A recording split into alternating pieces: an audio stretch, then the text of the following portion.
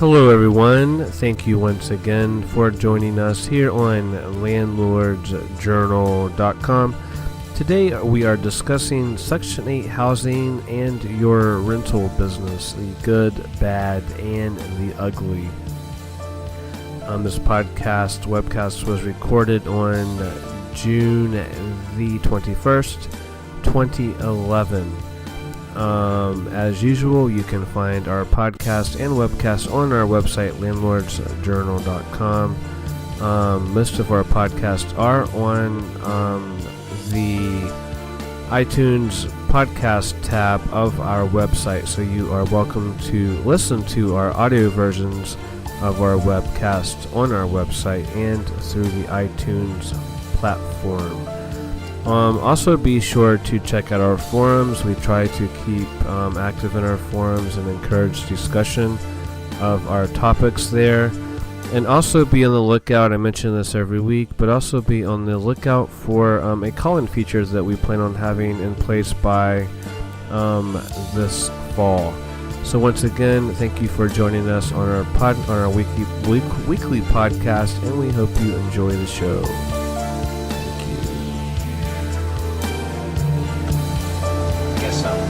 Hello, America. Well, hang on. All they getting is my ass right now. Maybe that's all they need. Okay, we'll start over. Pass the pretzels. You can cut that off easily. Hello, America. We're back again. landlordsjournal.com.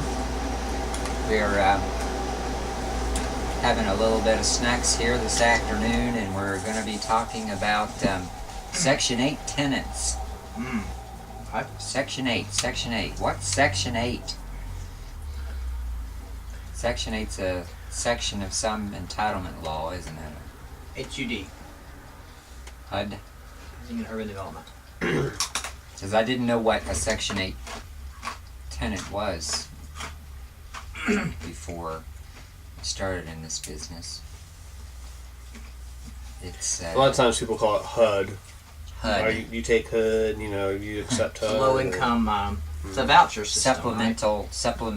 Supplemented housing or something. Yeah, and either they'll subsidize your income, or they'll subsidize the rent, or they'll pay it completely. Mm-hmm. And we're going to talk today about whether it's good or bad for landlords. A lot of landlords won't accept it. I know we have, and the standards vary from, seemingly, I don't know if this is the case, or I'm not an expert in Section 8, I don't know if any of us are,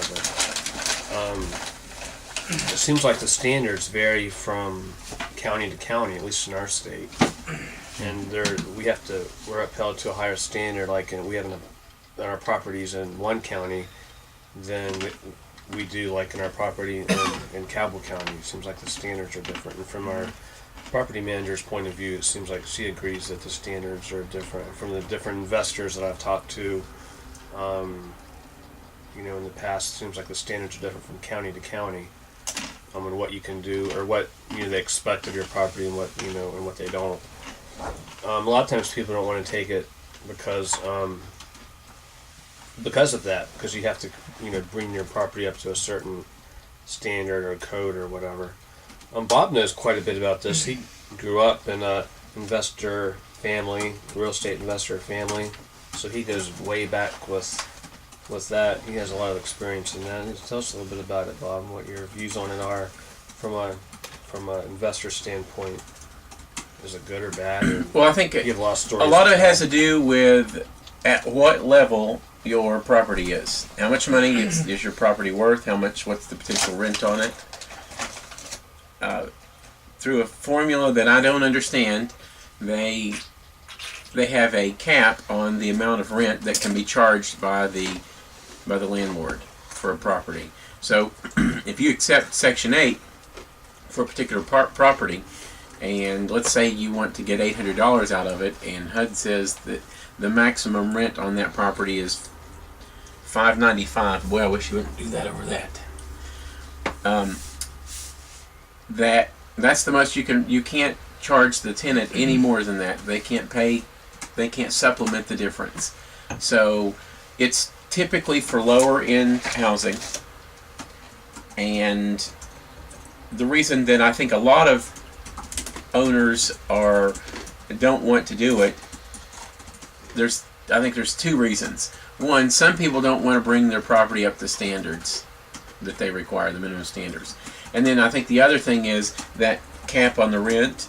A lot of people that have mid to upper end rentals don't want to drop the rent to a sufficiently low amount. And in order to another rent it. reason is you get a 1099 at the end of the year for how much rent they gave you. So they have to turn it into the government as whereas if it was all cash, a lot of times people they're dishonest and they'll turn it in or whatever. But with since it's a government entity, it's a government thing. Yeah. They know how much money you got, so you got to turn it in. A lot of times people don't. They're funny about getting mixed up with the government, and and having to turn that crap in. I know I talked to one landlord not too long ago that was fun. That was his only reason, is because he didn't want to get a form from the government saying he got X amount of dollars. So I wonder. I just had a thought. Like, I wonder if it's sort of like Medicare.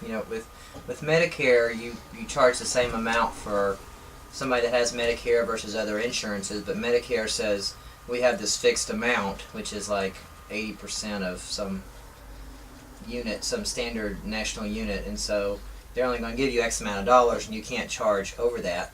But the reason physicians and other providers do Medicare is because of the volume. So I'm wondering if you have several HUDs type properties, that are working, that volume tends to maybe make up for that. I don't think it does. So the difference in the volume is you're either going in theory you're going to rent everything that you have regardless. With that scenario, you could stack in 10 more.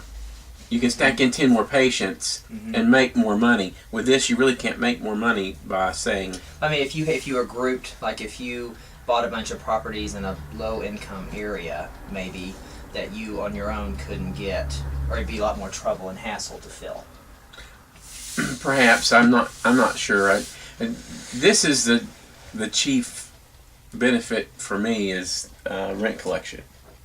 yeah, That's the chief thing. I know that the tenant's going to be there for a year.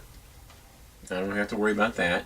And rent collection is pretty easy, if not zero effort, especially on the ones where there's a 100% subsidy. On the first day of the month, that's deposited in an account, and I don't have to worry about it. and a lot of times people disagree with me on this, but you do have recourse on those people because they're afraid they're going to lose their voucher, their Section 8. So if you have a problem with them, you can say, hey, you're going to lose your Section 8 if you don't straighten up, blah, blah, blah, blah. So a lot of times we haven't had a lot of problems with those kinds of tenants, Section 8 tenants, but they've actually been ideal for us because, like you said, we get we get the rent collection. We know we get our money, and every once in a while they'll subsidize it to a point. They won't subsidize 100%. They'll do like 85% or whatever, and we'll have to collect like $15 or $20 from the tenant. And surprisingly enough, we have had trouble sometimes getting that out of people, but for the most part, it's been a good deal for us. But at least in the county that we first dealt with, Section 8, some of the stuff they wanted us to do was ridiculous. As far as not even totally not necessary. I can't think of anything like putting carpet in places that didn't need carpet, or worried about things that just didn't make any sense to us. No one is to Well, spend money on I've got it. a tip. It works where we are. I don't know if it will work everywhere. But typically, and the tenants can't stand this. They hate this. But if I've got a place that's going to be inspected by HUD, we will make no repairs before the first inspection, and then we make the repairs after we get a list, and then they re-inspect, and they basically, unless you've got something that's dramatically wrong, they only go by the first inspection list to see those things. Right. And typically, what I say about inspectors is, it's their jobs to find problems, not to pass properties. Right. So it's better to have some flaws that they can identify, because they'll zero in on those, and you're going to have to repair them anyway. But it keeps them, if you have a place that's nearly perfect, they will find a nitpicky thing that has nothing to do with with the safety or the welfare of the tenant to mark as a necessary improvement to be made. Another problem with Section 8 is a lot of times there's a cap on the amount of rent that they'll pay. Like I think in Cabell County, which I don't know if it's a federal, if it's across the, well, no, it couldn't be. But anyway, in Cabell County, it's $600, I believe. I think. Well, that's for every family's different. I thought there's a cap period though. I thought there's a cap that they'll pay regardless. I don't. There's a ceiling, There's a perhaps. ceiling. There may be, but I think it's based on a formula that includes it has to do with the family size and composition, and the property. I'm not convinced that there's not some kind of, like in an area, they're not going to pay $1,000 a month. No matter, if your income's, like if you're, I can understand. It does. It has to do. There is a. I can understand your. There is a maximum they will pay. Yeah, that's what I'm trying to say. There's But a it's maximum. more than 600. Okay, I don't know. Seems like she told me that. I don't know. Anyway, they're not gonna take it by the and sometimes it changes. Sometimes they'll pay 100%. Sometimes they won't. They'll make the and in Cabell, they won't let you throw in utility. Like they won't. It seems like in Cabell, they make you include the utilities, even though we're not doing that in one of ours. I don't know. It's different for different counties in West Virginia anyway. They have different rules or regulations. I'm not sure why that is. Do you know why? Well, it's each one's governed by its own housing authority, and so there are some individual restrictions. But I think for the most part, the pricing is a set formula. I think that's a federal formula that they use, and it's based on the income. For example, if you lived in New York City, they're not going to cap somebody out at $425. I know. That's what I mean. But there is a cap based on the area that you're living in. I mean, in Huntington, there's a big difference between Huntington and New York City. $600 in New York City is not going to pay the electrical probably, but or the taxes. But in Huntington, it's a lot different. So I know they have to adjust it. There has to be a cost. It's like when you travel cost to of the living government, adjustment. you have per diem rates for food and travel and stuff, and it differs where you're going. Right. So, and there's like, There's an we have a index website even. we can go to see how much food you can get per day, and it varies a lot across the country. Oh yeah. So, So I'm sure It's probably I'm sure it's something the same similar to way. That's that. interesting. I didn't know that. You New said, York Bob, versus, who knows, New Mexico. I mean, it's just different. you had mentioned earlier, Bob, that one of the advantages of having Section 8 tenant is they're going to be there for a year. I didn't realize that. Section 8, when you enter into a contract with a Section 8 tenant, they can't shorten the contract. The only way that they can shorten the contract if there's something wrong with the property. Okay. Basically cancels Yep. the. Yeah. So when we had an issue with one once, and that was a mistake that I made by letting somebody move in without a deposit and without any money down. I let them move in because they told me a sob story, and they about how they didn't have a place to live and so on and so forth. They had a voucher for Section 8, and because I knew I was going to get my money for a year, I went ahead and let them in. Well, what had happened is there's actually somewhat of a difficulty for some people, depending on the area, to find properties that will accept Section 8 for those reasons that we mentioned earlier. And these people were about ready to lose their voucher because they were running out of time. There's an expiration date if they've not found a property before the expiration date and gotten it approved, then they lose that. And what had happened was I let these people move in. They stayed for about a month. Maybe it wasn't even quite a month, and they found a different property, and I wouldn't let them out of the contract, and so they went and found a problem with an outlet, and escalated it, and it ended up being a very costly thing. I probably should just let them out, but I had already let them live there, and they had no intentions of paying me for anything. So, gosh. yeah, that wasn't a good thing. Yeah, But tenants are not your friends, and they could put on the prettiest smile, they could talk the nicest talk, but in the end, they're out for themselves, and you're out for yourself. So, we in the beginning, there's a lot of we negotiated. We try to work with them to get them in there, and work out. Now we don't.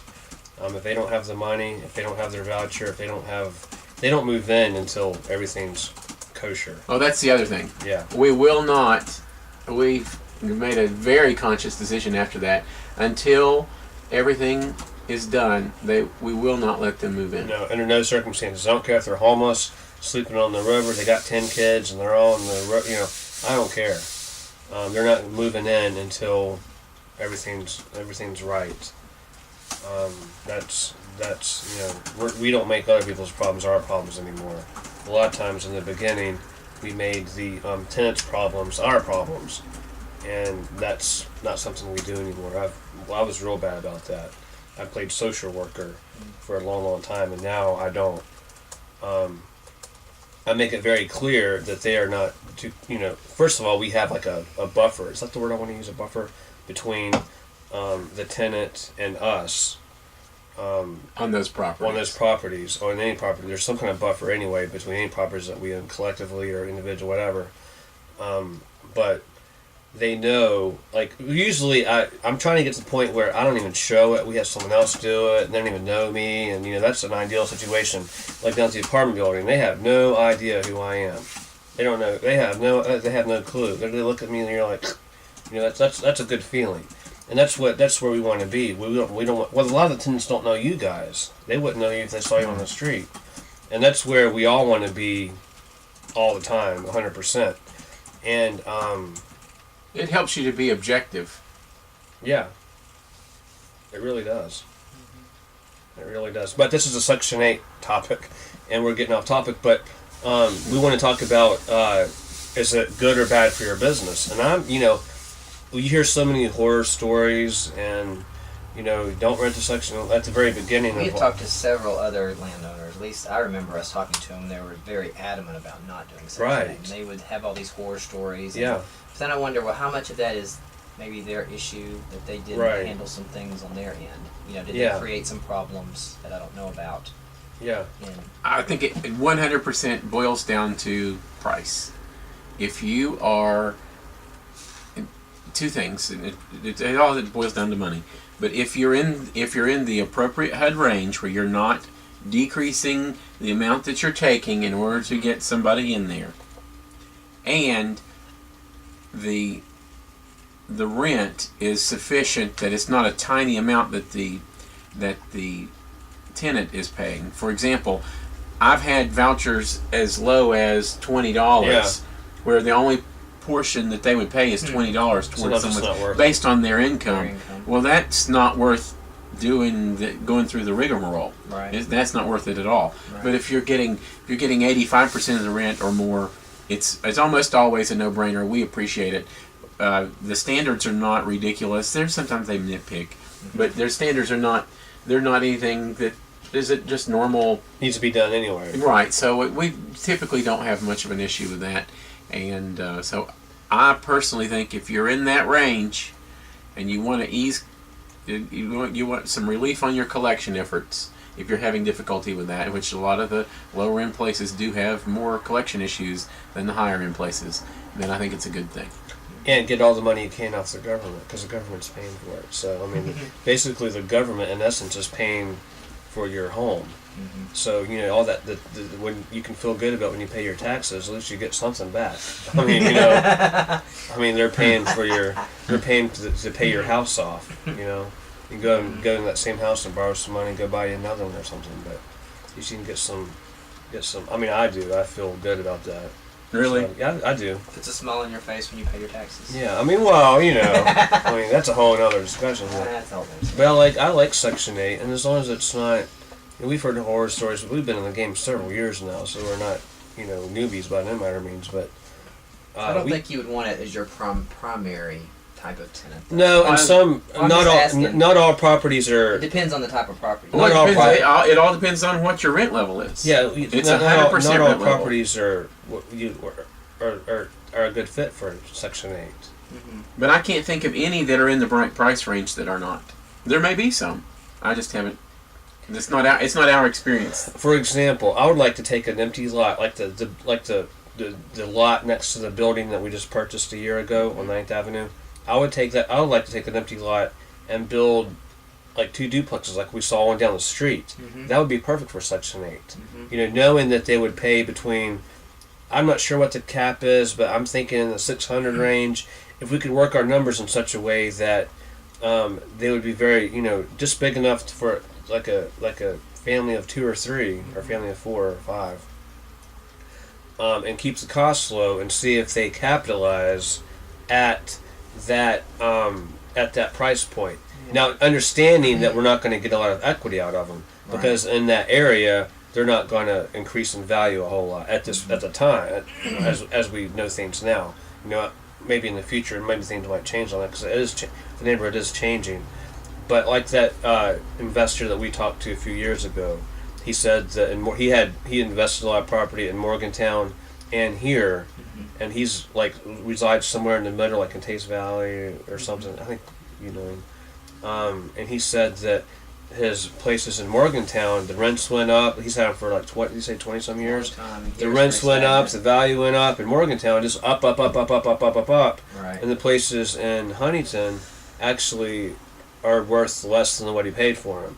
But he got his money back from the rent and everything. But I think they were for sale for a long, long time. And we offered him, and he would not budge off his price. He would not budge. I'm so glad we didn't get those properties. Yeah. Yeah. I mean, And they were crap poles too. And he wanted, it seemed to us like a fortune for him. It was for what was they a were fortune. compared Yeah. to what we have purchased. What we're used to. We Yeah. have much higher standards. Yeah. Our standards have really gone up. I mean, in the very beginning, our standards were, now, and we expect a lot of. We do expect a lot. Yeah, we expect a lot sometimes. But- But, So we just hold out till we get that good deal. Yeah. What's your And we thoughts do. on it, Donnie? Um, Your thoughts? I think that I don't think that Section 8 should be ruled out at all. You're kind of writing yourself out of a sector of the market that depending on your community may be significant, and there's no reason to do that. I feel like Uncle Sam has been a pretty good tenant for us, and that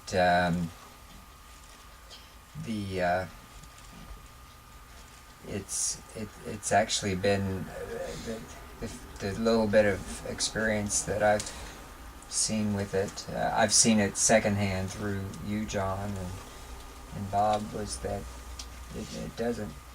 it isn't as hard to jump through the hoops as I thought it might be Yeah. to get a Section 8 tenant. I guess we have one now. We've had one now for a little while, right? A Section 8 tenant. Yeah, when did and we she come haven't- online? When did they come online? It's Section 8. Or have they- Maybe 3 months ago. Has it been that long? Yeah, that's funny too, because like in a neighboring county that we have property, they get the property manager bills us. We don't get the check from the government, or we get the check from the government, but the It the could property go to manager him. doesn't. It could go to him It now. could go to him. Because I thought previously it couldn't. It didn't. I think I was wrong on that. Oh, really? It could. Anyway, so we'll then scratch that then. But I think all of us agree that Section 8 is good. Well, what about the bad things? I mean, you hear about all these horror stories. What do you guys think about the bad? I think the what's problem, the negatives on it? when I talked to one of the guys who was really complaining about Section 8, it wasn't about the price point. He was unhappy and was just at war with HUD over improvements. I mean, and it was maybe his expectations were too low, or I mean, something was not their expectations and his expectations of what the property should look like were different. Yeah. And he was complaining just that he wanted me to know how unhappy he It's was. pretty straightforward, though, as I see it. Oh, I agree. They make you a list, and here it is. And Mr. Landlord, this is what you have to do to do it. And you know what? If it's too much, because I was close. I was close on one of the properties, the most recent rentals, because put quite a bit of improvements, especially cosmetic improvements, and it really, the property looks good, and we're jacking the rents up on them, And they're paying it too. But I think- and so HUD was used to a certain rent in that building, and they wanted to maintain that, and I just basically said no. I said, I'm going to have this amount, or would you just take your voucher somewhere else, because I won't do it. They came up, we kind of compromised a little bit, but within 5%. I will say this: my first impression of this gentleman was, I think we're conscientious renters. We want places to look nice and clean, and not all landlords necessarily believe that. Right. You know, and I think They don't care. I hate to use the word slumlord, but he did not have as many concerns with his place looking nice Right. as we did. And if he has to spend And- $50 on it, if Section 8 Right. wants him to spend $50, that's too much. That's why I was meaning Yeah. expectations were quite Right. different. But then from their viewpoint, I mean, I totally disagree, but that's why he was complaining. That was his whole argument. And I'm thinking, well, if you make it a nice place, it's not, what's the issue, you know? I mean, Right. he was making his own hassle, in my opinion. Well, Yeah. and you get that But choice. that's why you get that choice. But that's why he's like, I will never rent to HUD again. I am done. Blah blah blah. And I'm just like, this And I is think it's not, like Donnie said. It doesn't make sense to me to be so close-minded on a whole section of the market.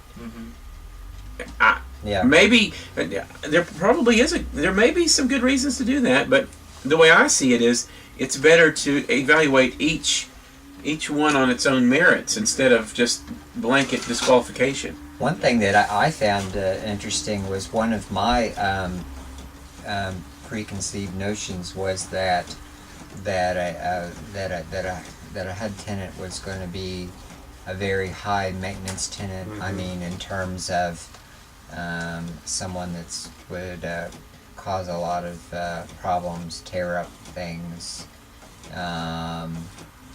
be calling for this, that, or the other thing. But John, yeah, I've heard you say, and I guess those tenants, there's some chance that they do cause a lot of trouble if they would be doing some illegal activities out of your property or something like that, they could lose their Right. entitlement, and Right. so there's probably less chance of that than. That's what we Really, have found. That's what I found anyway.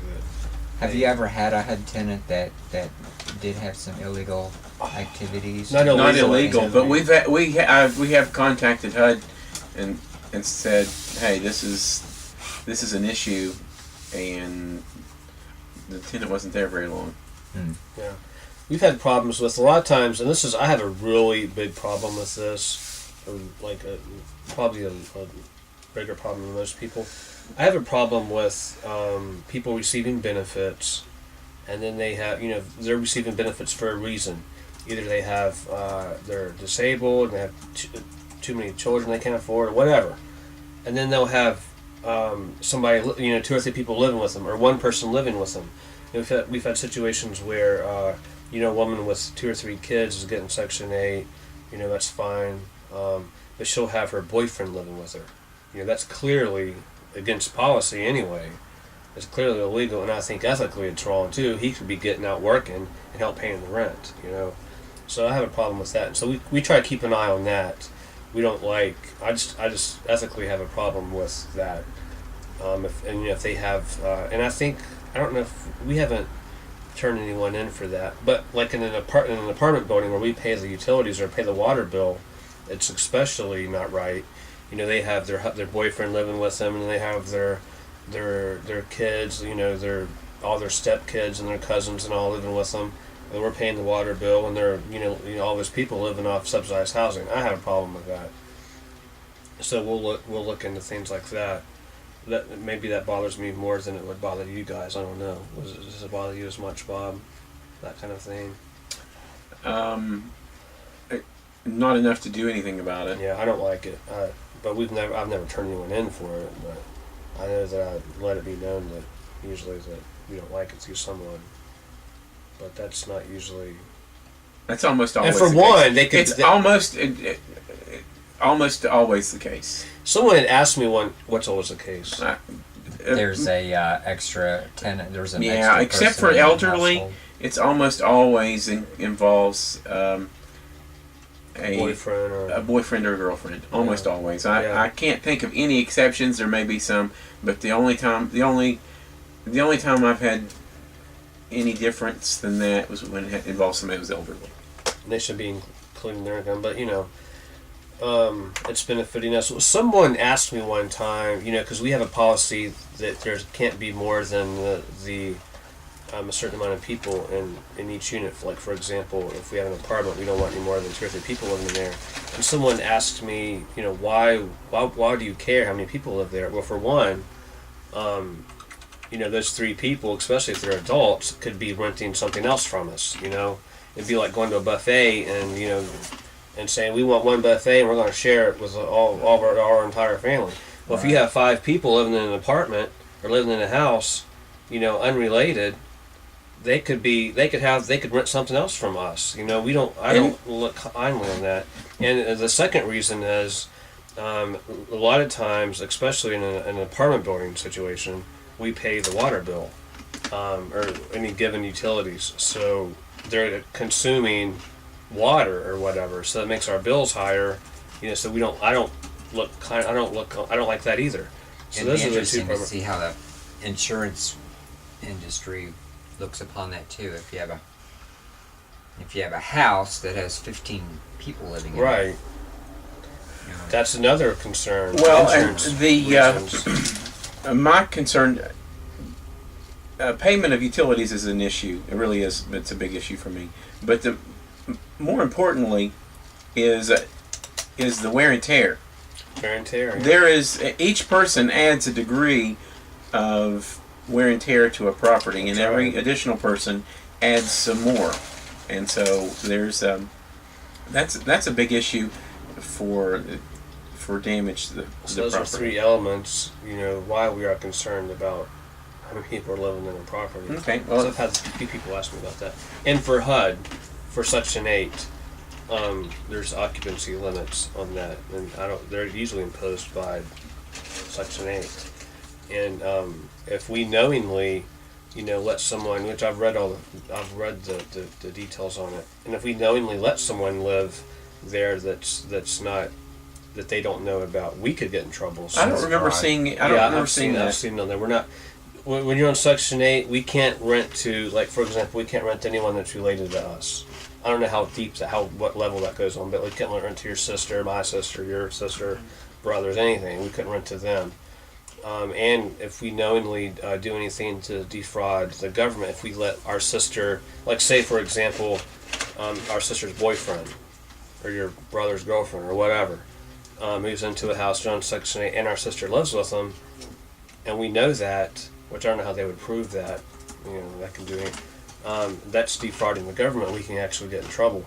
If we knowingly rent to someone who is not on the voucher, like if we rent to, if we rent to someone knowingly that's not on the voucher, like if a man or a woman has a Section 8 voucher and they have a husband that's making $50,000 a year and they're getting free rent or whatever, and we know that, then that's actually fraud, and I don't want to be any part of that. So, and it's actually on the documents that you sign with that, and someone can confirm that, but it was as of a couple years ago anyway, and that they don't look kindly on that. So that's another reason why you gotta be careful. I can understand that. they're subsidizing your rent. You don't want 15 or 20 people living in there. You know, if your rent's being subsidized, they don't like it. And if we allow that, especially what's really bad is if we do that and we're charging them extra. Like say we have a contract for $600 a month, we allow 6 people in there, and then we're renting out the rooms. Like say we have a house that we're renting out the rooms. We rent out the house as Section 8, and then we're renting out the rooms individually. I've heard stories of landlords have done that have gotten. Sounds like you're going to jail, maybe. I don't know. Yeah, it sounds like you get in a lot of trouble. I mean, that's been mentioned. So now That's double been mentioned dipping. before. Yeah, double dipping like that. That's fraud. But are you guys tired of Section 8 now? Have we whipped that in the butt? Anyone else? Just have one anything? last thing. How does somebody get started renting Section 8 if they're interested in it?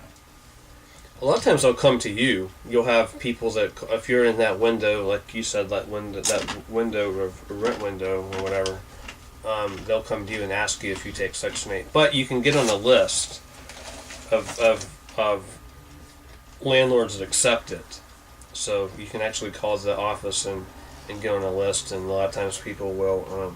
Yeah, because they're having a hard time finding it, so they say, "Hey, I'm looking for a place and I can't find anybody who'll accept it," and that's usually when the You're gonna caseworker will give you them a list call of housing and urban development.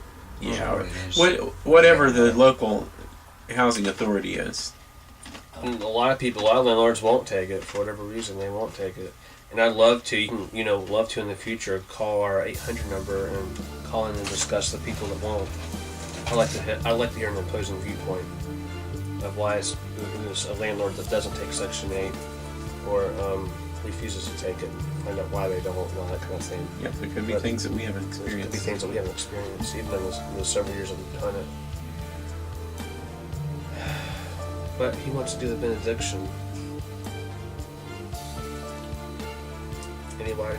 Looking at duplex house plans. Well, America, you spend another wonderful half hour, 45 minutes listening to us dither on and on. And this time it was about Section 8 housing. I picked up a few things. I didn't know that people could get out of, that couldn't vanish after they sign up for Section 8. And I hope you guys learned some things too. And we'll see you next time on landlordsjournal.com. And we thank you for joining us today on our weekly podcast video stream here on landlordsjournal.com. As usual, you can enjoy our audio version of our podcast on iTunes. You can locate that on the iTunes our sister website, We Make Money in Real Estate. We teach you how to make money in tax liens and foreclosures and give you a primer on a couple ways of making money in real estate. And you can get that ebook for free by signing up for our email list on landlordsjournal.com, where you will get access to that information for free. Once you confirm your email address, we will automatically send you that ebook free of charge. Also be sure to participate in our forums. We encourage your participation and look forward to discussing topics with you in the near future on our website at landlordsjournal.com live. Thank you.